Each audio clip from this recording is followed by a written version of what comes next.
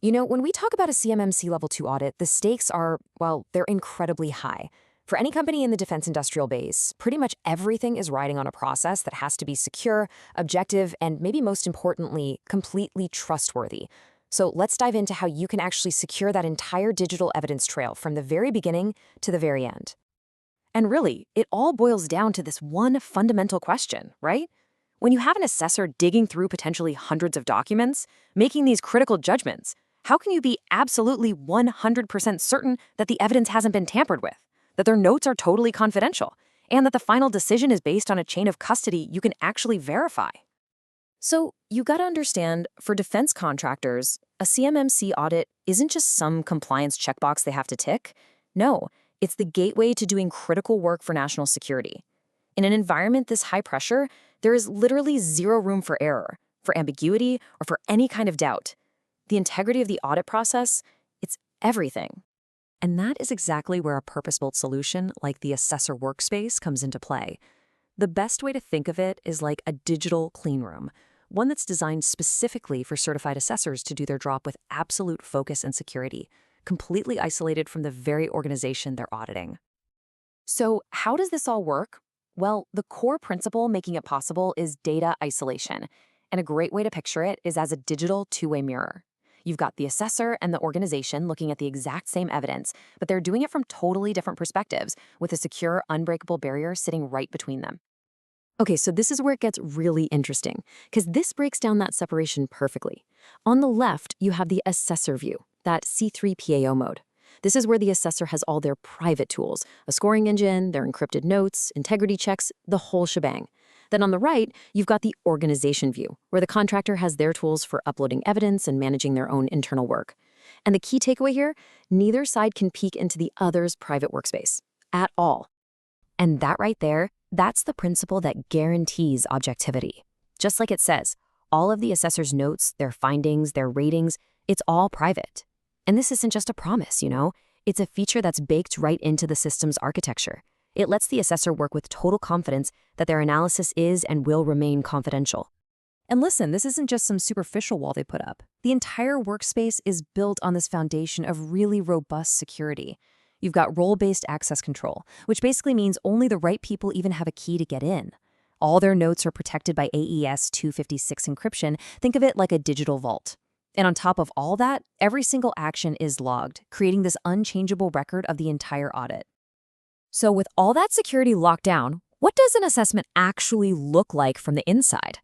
How does an assessor move through the process from start to finish? Come on, let's walk through the key steps they take inside this workspace. Well, it follows this really clear, logical path.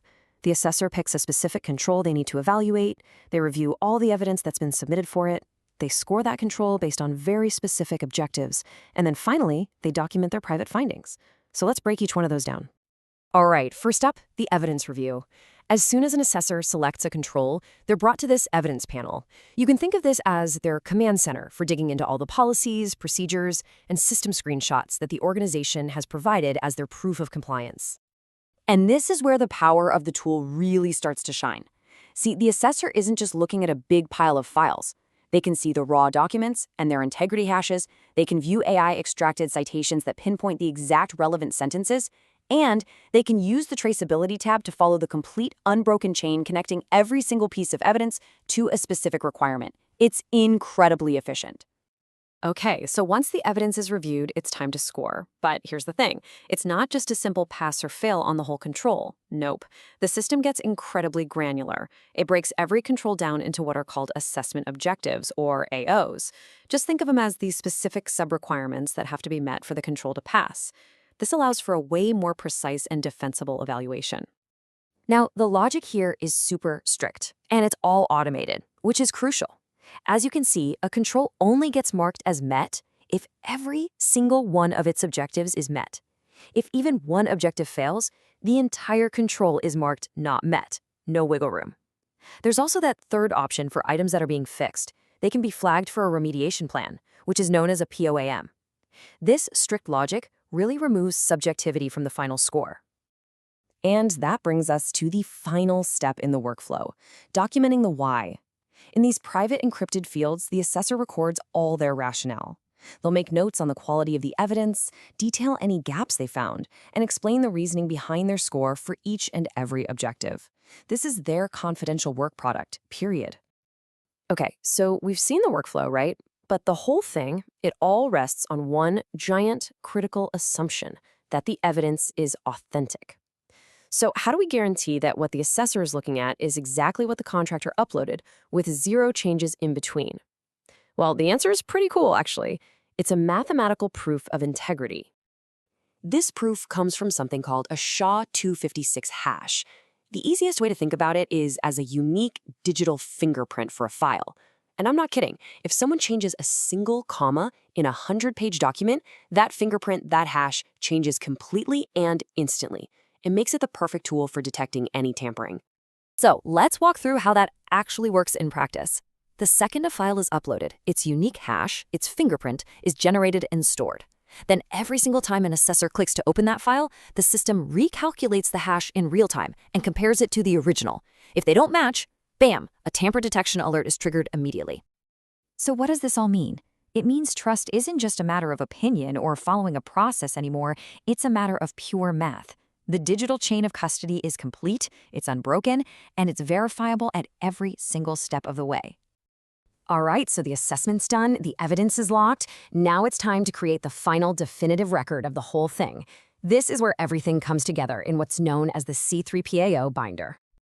So using this binder module, the assessor basically gets to package everything up. All the scores, all the evidence, their own private notes, the traceability matrices, and bundle it all into one single comprehensive report.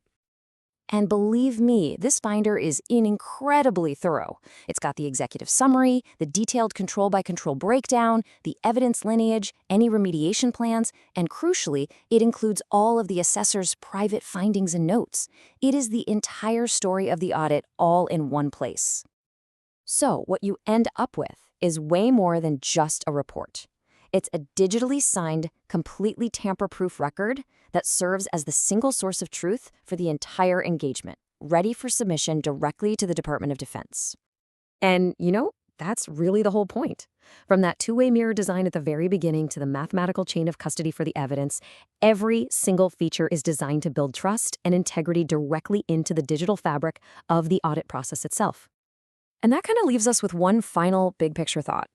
This technology is being used for CMMC audits right now.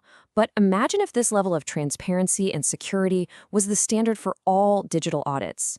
What could that change for how we establish and maintain digital trust, not just in defense, but across every industry?